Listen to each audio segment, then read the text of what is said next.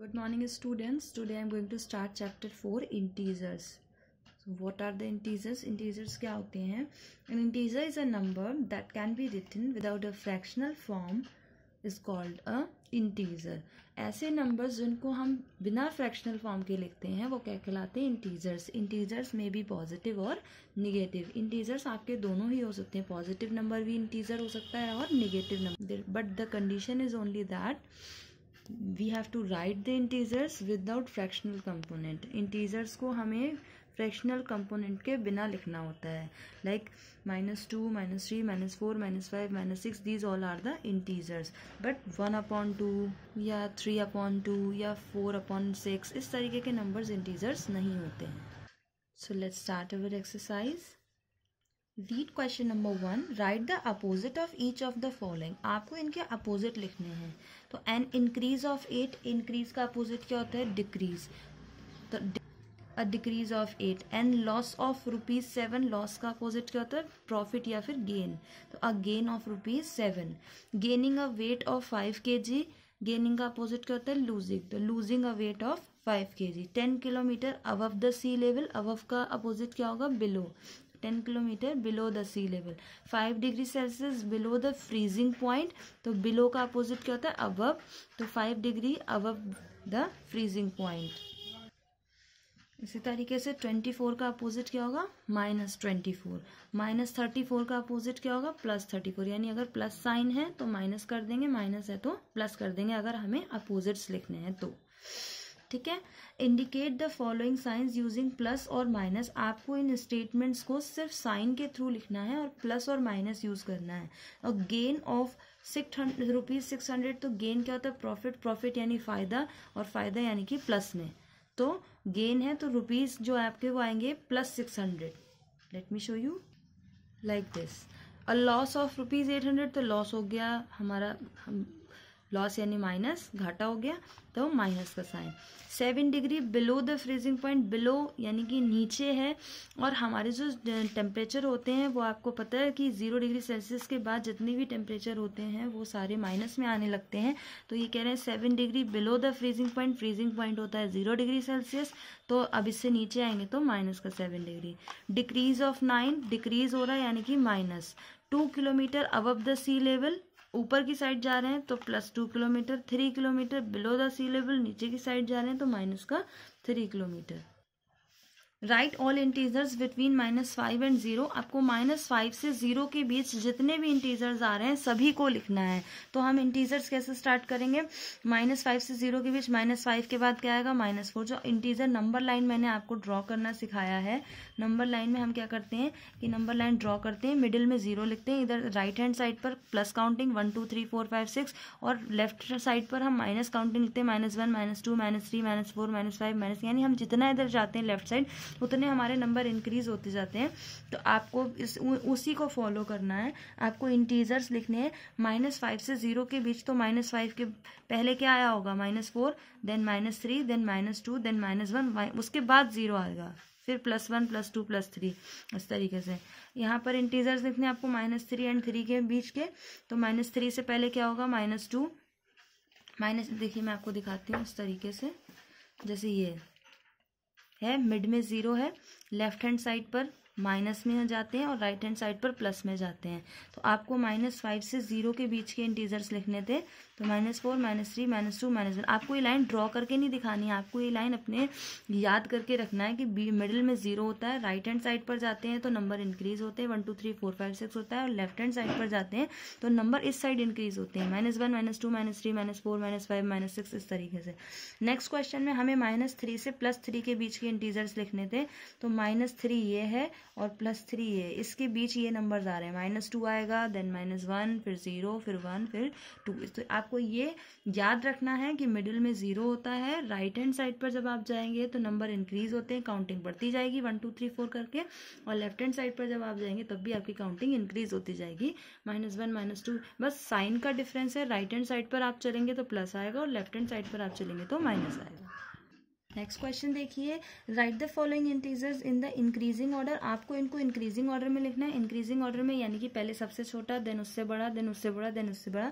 हमें पता है कि जो नंबर माइनस में जितना ज्यादा होगा उसकी वैल्यू उतनी ही कम होगी। अगर आपसे पूछा जाए कि -7 और +7 में कौन सा नंबर ग्रेटर है, तो प्लस वाला नंबर ग्रेटर होगा। अगर दोनों ही नंबर मैंने आपको माइनस के दे दिए, -11 दिया और -7 दिया, और पूछा कि कौन सा ग्रेटर है, तो कौन सा ग्रेटर होगा? -7। जो वैल्यू माइनस में जितनी ज्यादा होगी रियल में वो उतनी ही छोटी होगी। तो यहाँ पर हमारी सबसे माइनस की सबसे ग्रेटर वैल्यू क्या है? -7। तो ये, उसके बाद -2, देन 0, और फिर आप इसको अरेंज कर सकते हैं 5 और 8। ये हमारा इंक्रीजिंग ऑर्डर हो गया।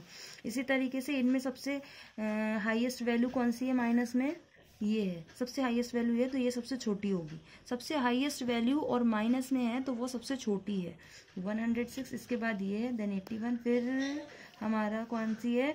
16 है, तो ये है, देन 2, देन 0, 16, 21। तो ये हमारा इंक्रीजिंग ऑर्डर हो गया। हम इंक्रीजिंग ऑर्डर लिख रहे थे, इसलिए हम पहले सबसे छोटा फिर उससे बड़ा इस तरीके से लिख रहे थे। अब हमें डिक्रीजिंग ऑर्डर लिखना है, यानी कि सबसे ग्रेटेस्ट वैल्यू।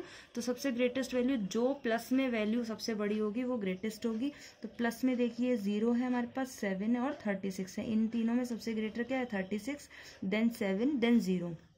अब इन दोनों में कौन सी ग्रेटर है?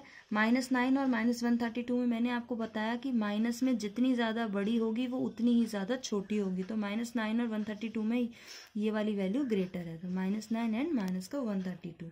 नेक्स्ट क्वेश्चन देखिए, -365, -515, 102, 413। तो सबसे पहले तो हम प्लस की हाईएस्ट वैल्यू देख लेते हैं। प्लस की हाईएस्ट वैल्यू 413 है, देन 102 है। अब हम आ गए माइनस पर, तो माइनस में उल्टा हो जाएगा।